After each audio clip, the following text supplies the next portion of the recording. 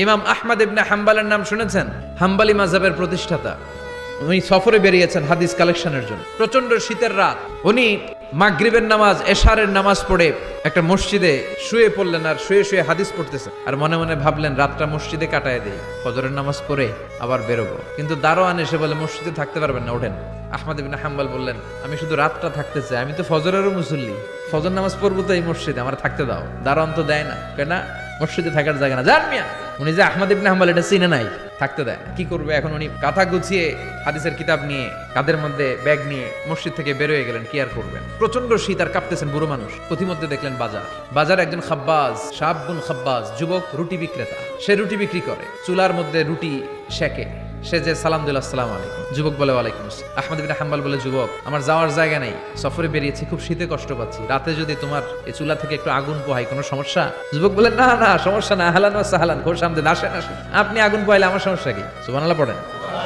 আল্লাহ শুকরিয়া করে উনি বসলেন আর আগুন পোহাচ্ছেন। আর খেয়াল করলেন যুবক রুটি বানায় আর পরে আস্তাগফিরুল্লাহ, রুটির দলা বানায় পরে আস্তাগফিরুল্লাহ, খামির বানায় আর পরে আস্তাগফিরুল্লাহ, রুটি নিয়ে উনুনের ভিতরে, চুলার ভিতরে সেকা দেয় আর পরে আস্তাগফিরুল্লাহ। দোকানদারের কাছে কেউ আসলেই সে রুটি দেয় আর পরে আস্তাগফিরুল্লাহ। ক্রেতার কাছ থেকে টাকা নিয়ে ক্যাশ বক্সে রাখে আর কি পড়ে? আবার রুটি বানানো শুরু করে আর কি পড়ে?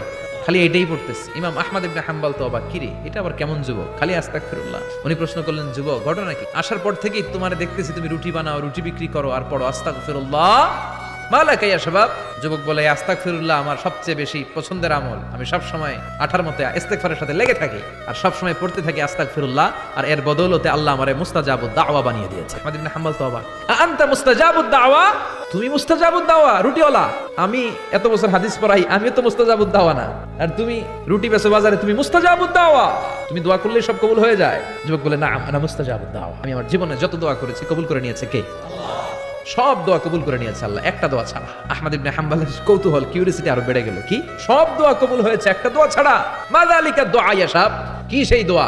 যুবক এবার বলতে শুরু করলো, আমার জীবনে যে দোয়াটা আল্লাহ কবুল করে নাই সেটা হচ্ছে, আমি আল্লাহর কাছে অনেক চেয়েছি, অনেক দোয়া করেছি, যে আল্লাহ শুনেছি এই জামানার সবচেয়ে বড় মুহাদ্দিস, তার নাম নাকি ইমাম আহমদ ইবনে হাম্বল। আল্লাহ তোমার কাছে আমার চাওয়া, আমি যেন এই ইমাম আহমদ ইবনে হাম্বলের দেখে মরতে পারি, আমি যেন ইমাম আহমদ ইবনে হাম্বলের হাতে হাত রেখে মুসাফা করতে পারি আর তার কপালে একটা চুমু এঁকে দিতে পারি। আহমদ ইবনে হাম্বল আবেগপ্রবণ হয়ে গেলেন, চোখের পানি ছেড়ে দিলেন, বললেন, যুবক তোমার এই দোয়াটাও কবুল হয়ে গিয়েছে। আহমদ ইবনে হাম্বলের দেখা আর সাক্ষাৎ পাওয়ার জন্য আহমদ ইবনে হাম্বলের বাড়িতে তোমার যাওয়ার দরকার নাই, আহমদ ইবনে হাম্বল তোমার দরবারে ছুটে এসেছে।